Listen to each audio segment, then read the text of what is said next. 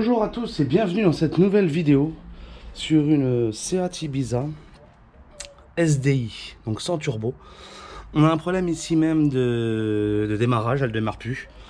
Et le démarreur se lance bien, il n'y a pas de souci. Et finalement, ce qui se passe, c'est que quand il y a le plein, la voiture fonctionne. Et arrivé à un quart, la voiture ne veut plus rien savoir, comme si elle n'arrivait plus à sucer le gasoil de l'arrière. Parce que regarde, je te la fais en deux spies là.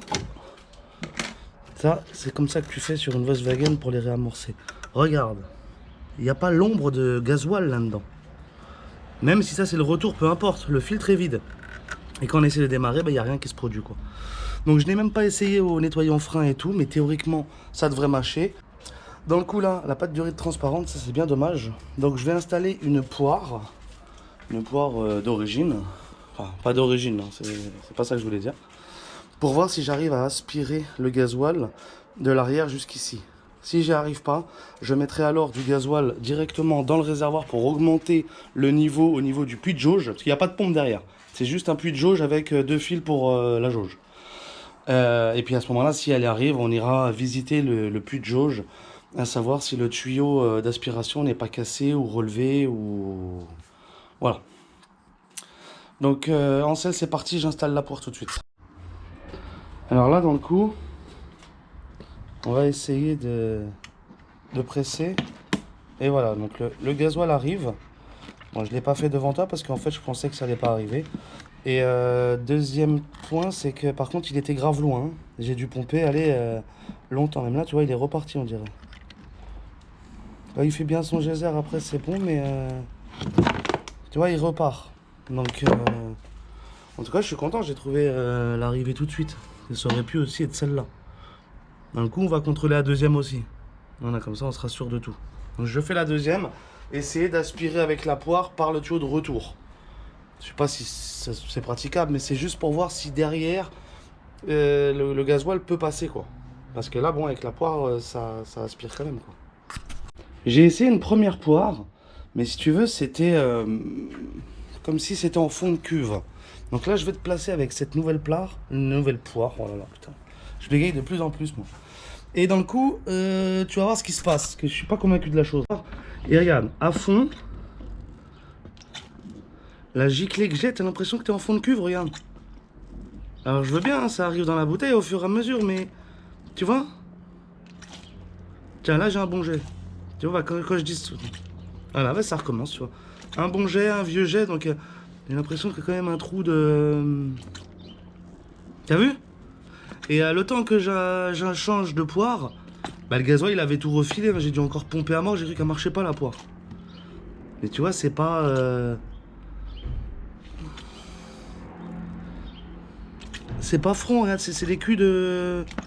Des culs qui sortent à chaque fois, quoi. Les culs de la vieille, quoi. Tu vois? L'impression vraiment que je pompe dans le vide. J'ai l'impression que tu siphonnes un réservoir quasi vide. Alors qu'il reste un quart. J'aurais dû faire en... Tu vois, en combien de giclées j'obtiens un résultat. Ah bah non, là c'est clair, il n'y en a plus, il n'y a plus de... Ça va pas prêcher dans le fond du réservoir, ça.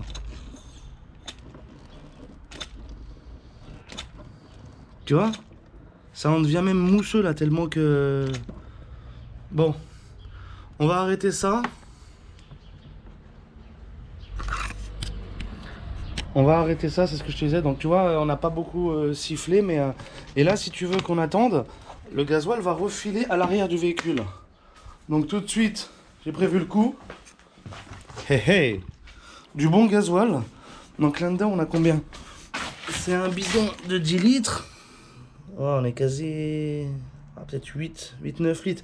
Mais si ça permet au moins de monter au-dessus de la jauge, là où c'est où ça va pas, ça serait impeccable, quoi. Donc je mets le gasoil. J'essaye là de pomper. Si c'est nettement mieux, on va trifouiller la jauge. Et je serai obligé, tout en connaissance de cause, de ressortir le gasoil. Parce que enlever un puits de jauge avec beaucoup de gasoil, c'est chiant, quoi. Et au niveau de la jauge, ce qu'elle raconte, c'est un peu le foutoir. On a passé la valise hier soir sous la pluie. Elle indique, regarde, un quart. Hein. Je vais pas dire un bon quart, mais un quart.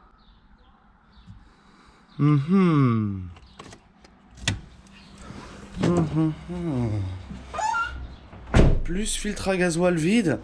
Tu commences à réfléchir là que c'est un problème de gasoil? Donc j'ai ouvert là-bas aussi le bouchon pour faire une dépression. Tu sais, des fois que ce soit la mise à l'air qui soit en cause. Et absolument pas. Donc on poursuit, je fous le gasoil dedans. Bon, dans le coup, j'ai rempli le filtre à gasoil.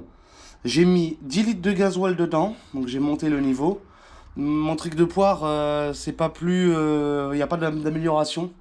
Donc là, on va essayer de démarrer le véhicule, maintenant qu'il est, entre guillemets, semi-amorcé. S'il démarre, c'est bien. On verra s'il se coupe ou pas. S'il démarre pas, on déplacera notre poire entre le filtre et la pompe pour amorcer la pompe à plein gaz. Ou alors, on démarrera direct au nettoyant frein. Donc, dans le coup, c'est parti. Je vais démarrer ça.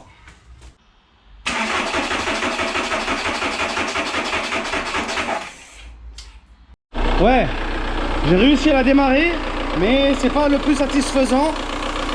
Donc là déjà ça recharge la batterie directement.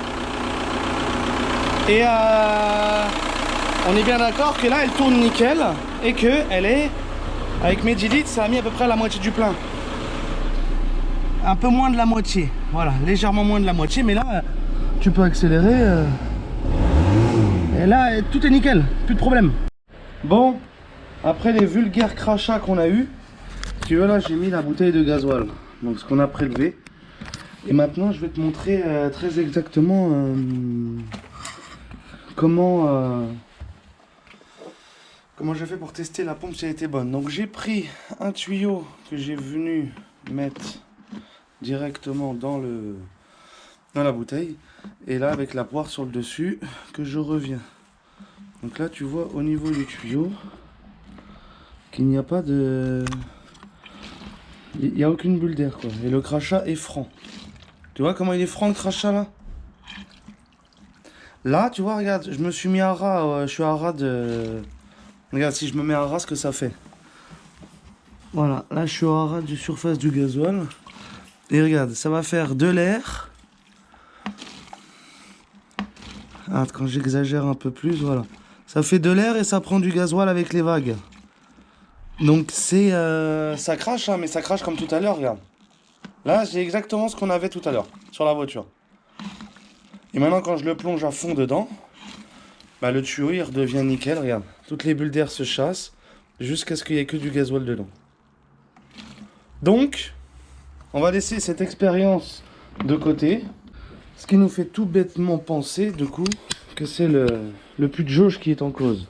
Donc le puits de jauge, le voici, le voilà. Il goûte plus, mais il est encore plein de gasoil et j'ai l'impression que ça passe pas vers le bas quoi. Enfin, il goûte encore en plus. Le tout est, c'est que je vais remonter le joint pour te montrer ce que j'ai. Regarde ce que j'ai pu remarquer. Il a déjà été touché par l'homme, voire ouvert. Même là, il s'est pas clipsé. Et tout en dessous, je te raconte pas la crasse attitude que c'est quoi le bordel. Donc la jauge marchait bien, donc elle est bien connectée, ça y a aucun souci. Mais on doit avoir un problème de crépine ou je sais pas, ou donc je vais ouvrir et je vais commencer à regarder. Regarde comment on détermine si c'est une jauge ou une pompe. Il n'y a que 2 fils là. Donc 2 fils c'est la jauge, 4 fils c'est une pompe.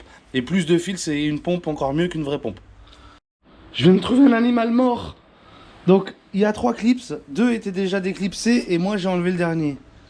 Et là tu soulèves, il y a un animal mort dans le fond. Donc là ça a l'air nickel. Ça a l'air, donc je sucerai les tuyaux pour savoir si c'est pas bouché.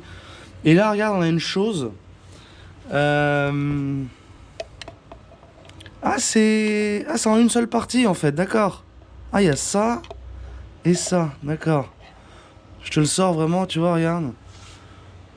Aberrant, qu'est-ce que c'est que ça? Ça, faut disséquer. Attends, je te sors le deuxième parce qu'il y en a 2. Et ça aussi. C'est peut-être le gasoil qui a fait que le machin c'est... Qu'est-ce que ça fait comme... la pâte à péter là. Et donc... Voilà. On n'a rien d'autre. Et ce tube là, donc il est encore raccordé à la jauge. Et... Parce qu'en fait ce qui m'a étonné c'est que tu vois quand je mets du gasoil ici, il passe pas par là. Parce que là j'ai dû vider le gasoil en tournant la pompe. Quand je levais comme ça coulait pas. Normalement je vis tout dans le réservoir forcément. Et donc mon avis c'est ce pot pourri. Là c'est bouché en fait. C'est tout bouché ça. Mais est-ce que ça s'ouvre? Je vois rien qui puisse s'ouvrir. Ah ouais, il y a des trucs dedans. Il y a le même truc que ça je crois. Je sais pas si tu vois bien tout le noir qu'il y a là. Et là la panne ma grande. Elle a trouvé la panne mais ce serait pas un fil qu'on peut juste changer? Parce que là je vois des petits tétons. Si j'appuie dessus, non. Non, je crois que c'est à usage unique. Hein. Mais ouais, tu vois, regarde, ça dégueule de là aussi. Ah ouais. Bon, je vais voir si je peux ouvrir plus que ça, mais je crois pas. Et dans le coup, j'en aurais peut-être une jauge comme ça. Non, j'en ai pas de jauge comme ça. Ah. Donc voilà, bah, je pense qu'on a trouvé la panne, les gars. Je vends pas la peau de l'ours avant de l'avoir tué, mais il y a des animaux morts dans cette pompe. Alors j'ai une bonne et une mauvaise nouvelle. La bonne, c'est qu'on a pu tout enlever, tout démonter, donc tout enlever la merde, donc carrément c'était tout bouché, colmaté, tu vois. Il y a un bordel comme ça que je te montrerai à la fin, qui fait comme ça bouger en bas de pompe, et il était bloqué quoi. Donc je nettoie tout, je remonterai la pompe avec vous. Et par contre la deuxième, enfin la mauvaise nouvelle, c'est qu'on va devoir vidanger ce réservoir dans lequel j'ai rajouté du gasoil tout à l'heure. Donc j'ai des filtres, voilà, pour filtrer le gasoil. Et dans le coup, nettoyer intégralement ce réservoir de malheur. Bon là dans le coup, on se retrouve à l'arrière de l'Ibiza. Et on suce le gasoil. Donc je le vois par rapport au gros tuyau. Il est super beau le gasoil, il n'y a pas de merde pour l'instant. Et le tout c'est d'aller voir au fond qu'est-ce qui s'y cache.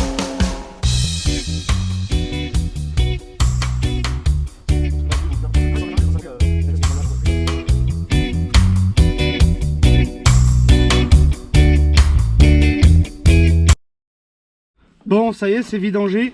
J'ai pris un miroir, j'ai balancé ma main dedans pour voir un petit peu comment c'était. Et très honnêtement c'est propre dedans.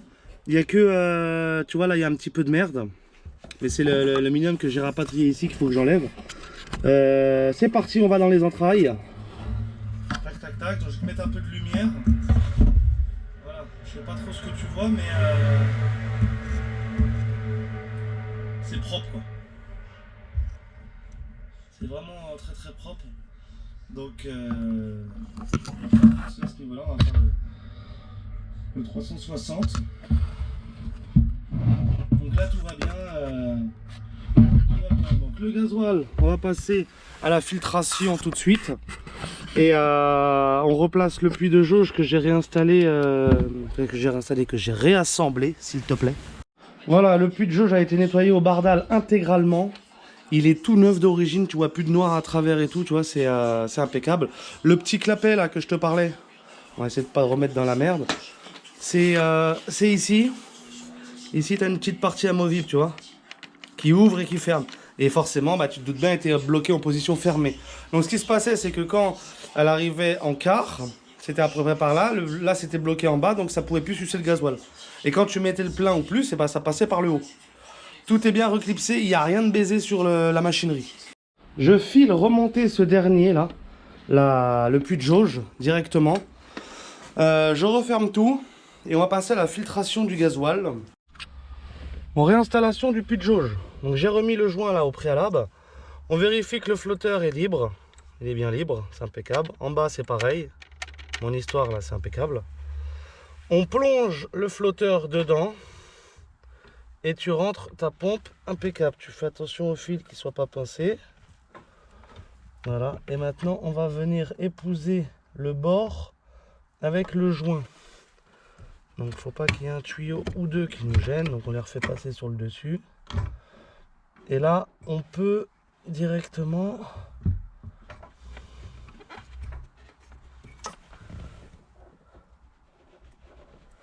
replacer le puits de jauge. Alors, c'est au millimètre parce qu'il y a le joint, donc il faut pas s'énerver. Faut que le joint rentre partout pareil.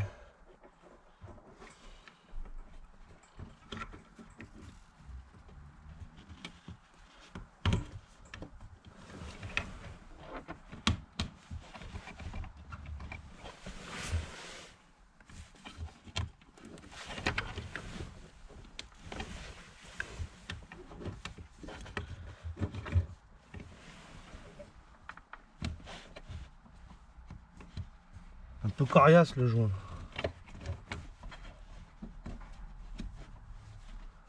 Mais au moins, il fait bien son étanchéité. Donc voilà, quand tout est passé, on peut aller retrouver la position initiale. Non, alors le joint ça va pas comme ça. Donc en fait, je vais essayer de le placer directement sur le contour du bord du réservoir.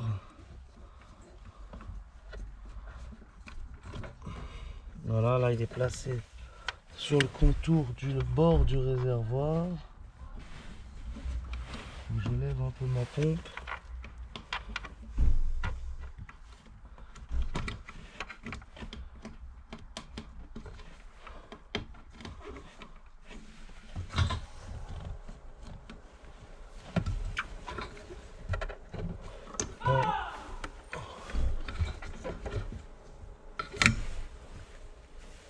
Tyson!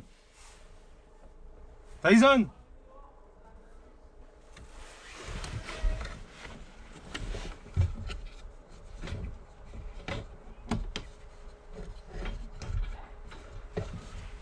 Voilà, donc il est préférable de remettre le joint directement sur le réservoir et après d'y insérer ta pompe.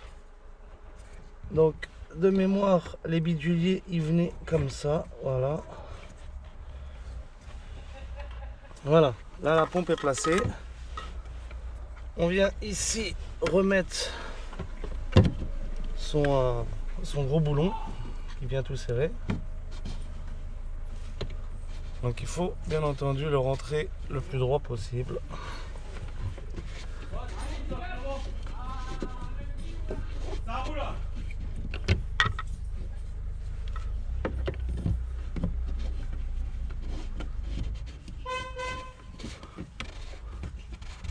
Voilà, et une fois que tu as fait les premiers tours, tu peux venir serrer ton boulon.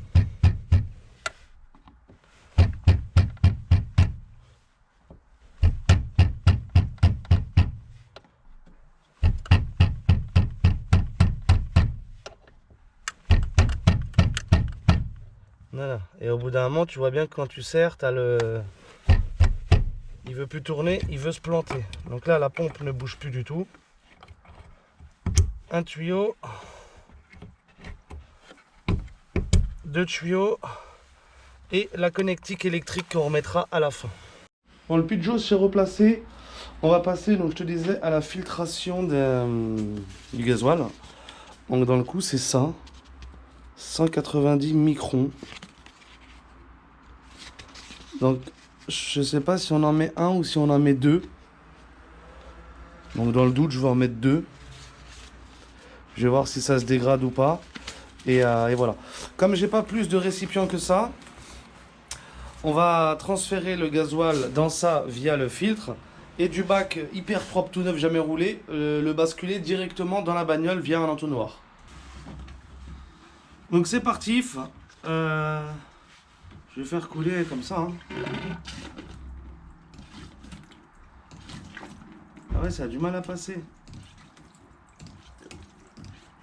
Il y a déjà un morceau de je sais pas quoi là.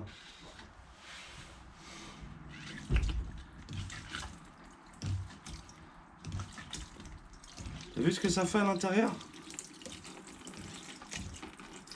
Putain, toutes les merdes qu'il y a, je te montrerai après dans le filtre là.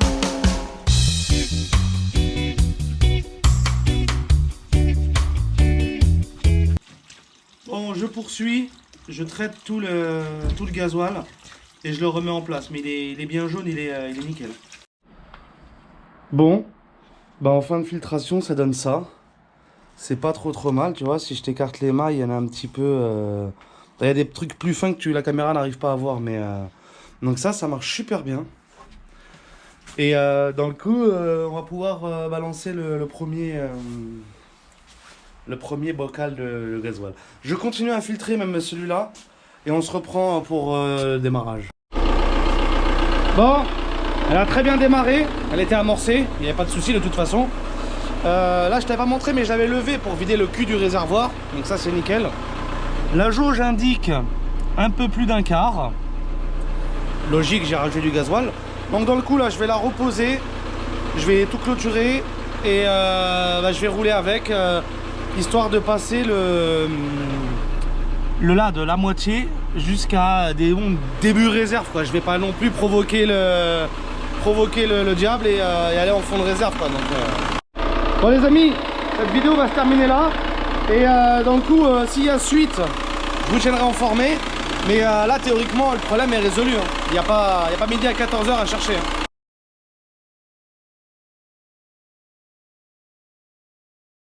Pour la filtration, j'ai utilisé 4 filtres. Et ça, c'est le dernier. Tu vois, donc c'est vraiment bien. Ça marche vraiment bien cette connerie. Ça, c'est poubelle. Et ça, c'est le premier, c'est plus léger, mais dans la poubelle. Et il m'en reste pour le prochain gasoil.